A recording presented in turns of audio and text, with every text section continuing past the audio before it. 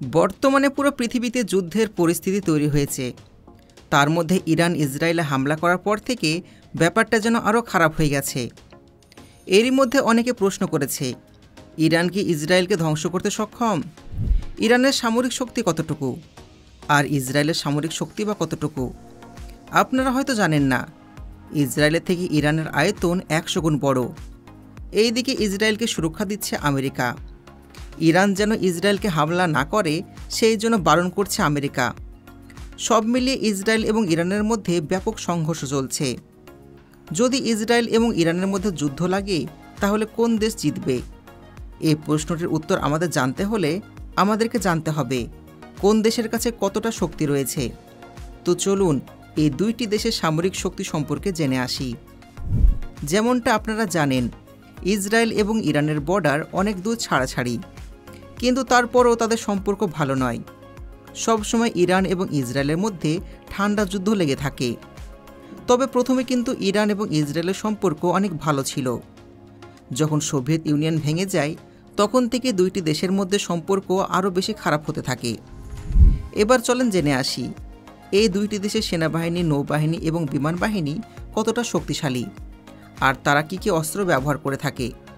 তার সাথে আমরা দেখে নেব, যদি ইরান এবং ইসরায়েলের মধ্যে সরাসরি যুদ্ধ লেগে যায় তাহলে বাংলাদেশ কাকে সাপোর্ট করবে। তো চলুন শুরু করা যাক।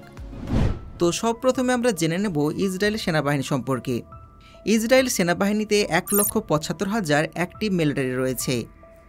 আর অবাক করার বিষয় হচ্ছে ইরানের সেনাবাহিনীতে 5,75,130 অ্যাক্টিভ সৈন্য রয়েছে।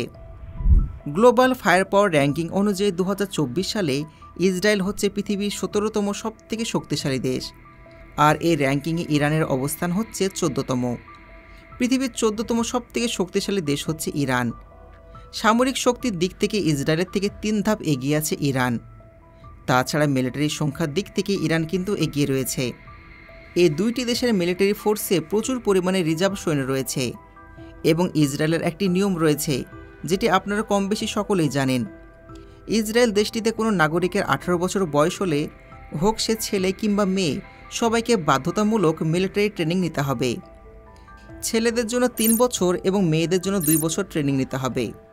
এর জন্য আপনারা বলতে পারেন ইসরায়েল দেশের প্রতিটি নাগরিক কিন্তু মিলিটারি, কারণ তাদের কাছে মিলিটারি ট্রেনিং রয়েছে।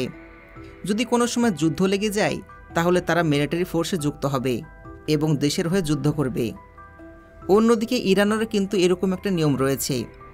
ইরানের কোনো নাগরিকের 18 বছর বয়স হলে তাদেরও বাধ্যতামূলক 2 বছর ট্রেনিং নিতে হবে।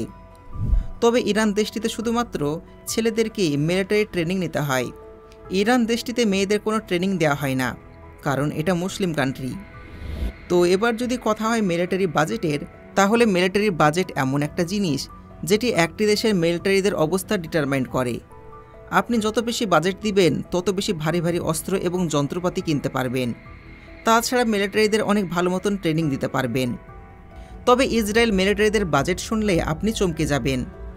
ইসরায়েলদের বাৎসরিক মিলিটারি বাজেট হচ্ছে $25 মিলিয়ন, যা আমাদের দেশের টাকায় প্রায় 2,60,000 কোটি টাকা। অন্যদিকে ইরানের বাৎসরিক মিলিটারি বাজেটের কথা বললে, ইরানের বাৎসরিক মিলিটারি বাজেট হচ্ছে প্রায় $24.5 মিলিয়ন। মানে ইসরায়েল এবং ইরানের মিলিটারি বাজেট আপনি সেম বলতে পারেন।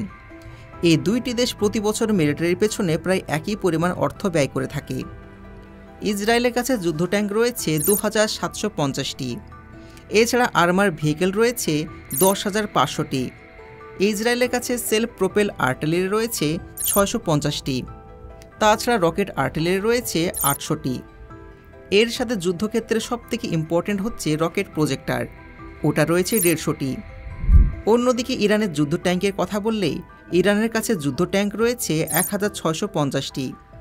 আর্মার ভেহিকেল রয়েছে 2,200টি। এর পাশাপাশি সেলফ প্রোপেল আর্টিলারি রয়েছে 440টি। টাউড আর্টিলারি রয়েছে 3,100টি। রকেট প্রজেক্টর রয়েছে সবচেয়ে বেশি, 1,533টি। ইসরায়েল সেনাবাহিনীর সবথেকে শক্তিশালী যুদ্ধ ট্যাঙ্ক হচ্ছে দ্য মারকাভা যুদ্ধ ট্যাঙ্ক। এটিকে পৃথিবীর সবথেকে শক্তিশালী ট্যাঙ্কের মধ্যে একটি ধরা হয়। অন্যদিকে ইরানের সবথেকে শক্তিশালী যুদ্ধ ট্যাঙ্ক হচ্ছে কারাট যুদ্ধ ট্যাঙ্ক। তবে ইরানের থেকে ইসরায়েলের কাছে অনেক বেশি যুদ্ধ ট্যাঙ্ক রয়েছে।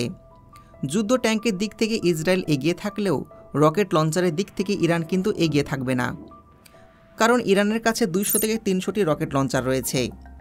তো এটি ছিল সেনাবাহিনীর শক্তি। এবার আসা যাক বিমান বাহিনীর কাছে। একটি দেশের গুরুত্বপূর্ণ হাতিয়ার হয়ে থাকে যুদ্ধবিমান। এমনও বলা হয়ে থাকে যে শুধুমাত্র একটি যুদ্ধজাহাজ যে কোনো আর্মি ফোর্সকে ধ্বংস করতে পারে। এই জন্য প্রতিটা দেশ তাদের এয়ারফোর্সের ওপর অনেক বেশি গুরুত্ব দিয়ে থাকে। তো ইসরায়েলের কাছে ফাইটার জেট প্লেন রয়েছে 252টি, অ্যাটাক এয়ারক্রাফট রয়েছে 260টি। ইসরায়েলের প্রধান যুদ্ধবিমানগুলো হচ্ছে F-35, F-16, ফ্যালকন। এছাড়া ইসরায়েল বিমান বাহিনী ব্যবহার করে থাকে F-15 ঈগল। এই সমস্ত যুদ্ধবিমানগুলো ইসরায়েল আমেরিকার কাছ থেকে ক্রয় করেছে।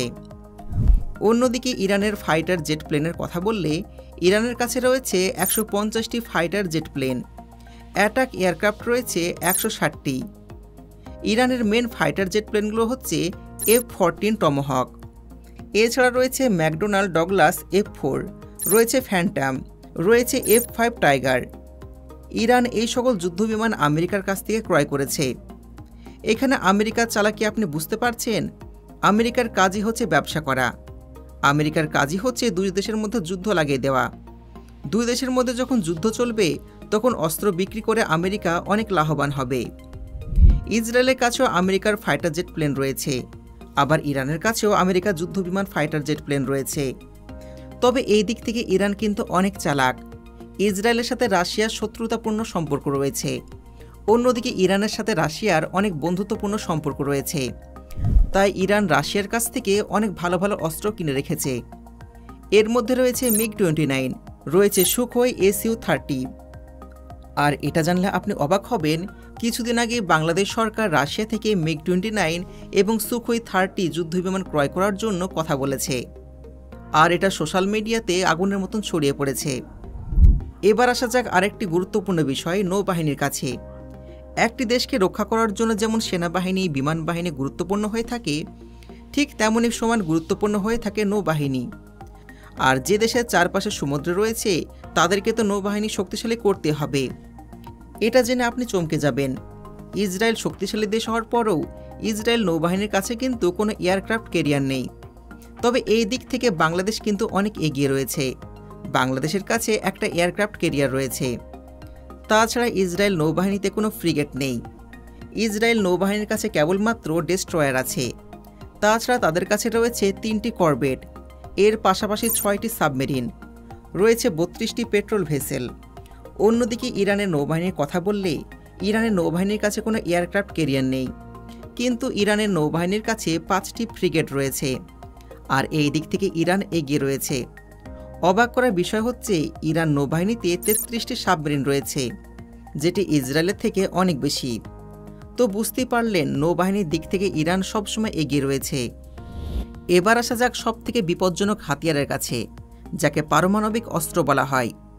যদিও বর্তমানে কোনো যুদ্ধে নিউক্লিয়ার অস্ত্র ব্যবহার করা যাবে না, কিন্তু তারপরও নিরাপত্তার জন্য বিভিন্ন দেশ নিউক্লিয়ার অস্ত্র মজুত করে রাখে। ইসরায়েলের কাছে বেশ কয়েকটি পারমাণবিক অস্ত্র রয়েছে। তবে ইসরায়েল দেশটি এখন পর্যন্ত অফিসিয়ালভাবে স্বীকার করেনি যে তাদের কাছে কোনো পারমাণবিক বোমা রয়েছে। তাছাড়া অফিসিয়ালভাবে এটাও বলেনি যে তাদের কাছে পারমাণবিক অস্ত্র নেই। তবে বিভিন্ন এক্সপার্ট বলে থাকে, যেহেতু ইরানের কাছে ইউরেনিয়ামের খনি রয়েছে, তার সাথে ইরানের ভালো বন্ধু উত্তর কোরিয়া এবং রাশিয়া, তো সেই হিসাবে বলা যেতে পারে ইরান হয়তো গোপনেই পারমাণবিক অস্ত্র তৈরি করে ফেলেছে। অথবা এমনটা হতে পারে ইরান গোপনভাবে উত্তর কোরিয়াকে তাদের ড্রোন টেকনোলজি দিয়েছে এবং উত্তর কোরিয়া গোপনভাবে ইরানকে তাদের পারমাণবিক অস্ত্রের সিক্রেট দিয়েছে। তবে এখনও খোলাখুলিভাবে কিছুই বলা হয়নি। বিভিন্ন এক্সপার্টরা বলে থাকেন ইসরায়েলের কাছে এখন 80 থেকে 90টি পরমাণু অস্ত্র রয়েছে। অন্যদিকে ইরানের কথা বললেই ইরানের কাছে এখনও অফিসিয়ালভাবে কোনো পারমাণবিক অস্ত্র নেই। তবে আমেরিকার ইন্টেলিজেন্ট এবং ইসরায়েল গোয়েন্দা সংস্থা এটা বলে থাকে যে ইরানের কাছে ওই সকল ফ্যাসিলিটি রয়েছে যেগুলোতে ইরান মুহূর্তের মধ্যেই নিউক্লিয়ার ওয়েপেন তৈরি করতে পারবে। তবে ইসরায়েলের অনেক এক্সপার্টরা বলে থাকেন ইরানের কাছে পারমাণবিক অস্ত্র রয়েছে, কিন্তু তারা পৃথিবীর সামনে প্রকাশ করছে না। তবে এই বিষয়ে আপনার মতামত কি, কমেন্টে জানাবেন। ইসরায়েল এবং ইরানের কাছে অনেক গোপন বাহিনী রয়েছে অনেক গোয়েন্দা বাহিনী। তারা বিভিন্ন দেশের তথ্য ঘরে বসে জেনে যায়। তবে বন্ধুরা, ইসরায়েল এবং ইরানের মধ্যে যদি সরাসরি যুদ্ধ লেগে যায় তাহলে আপনি কাকে সাপোর্ট করবেন সেটা কমেন্টে জানাবেন। তবে বন্ধুরা, ইসরায়েল এবং ইরানের মধ্যে যদি সরাসরি যুদ্ধ লেগে যায় তাহলে বাংলাদেশ কাকে সাপোর্ট করবে, এটাই হচ্ছে বলার বিষয়। বাংলাদেশের সাধারণ জনগণ, সাধারণ নাগরিক কিন্তু সবসময় মুসলিমকে সাপোর্ট করে থাকে। কিছুদিন আগে ইসরায়েল যখন ফিলিস্তিনে হামলা করেছিল তখন বাংলাদেশ অনেক সাপোর্ট করেছিল। আশা করা হচ্ছে এখনও সাপোর্ট করবে। তবে এই বিষয়ে আপনার মতামত কী অবশ্যই কমেন্টের মাধ্যমে জানাবেন। আজকের ভিডিও এ পর্যন্তই, দেখা হচ্ছে পরবর্তী ভিডিওতে। ধন্যবাদ।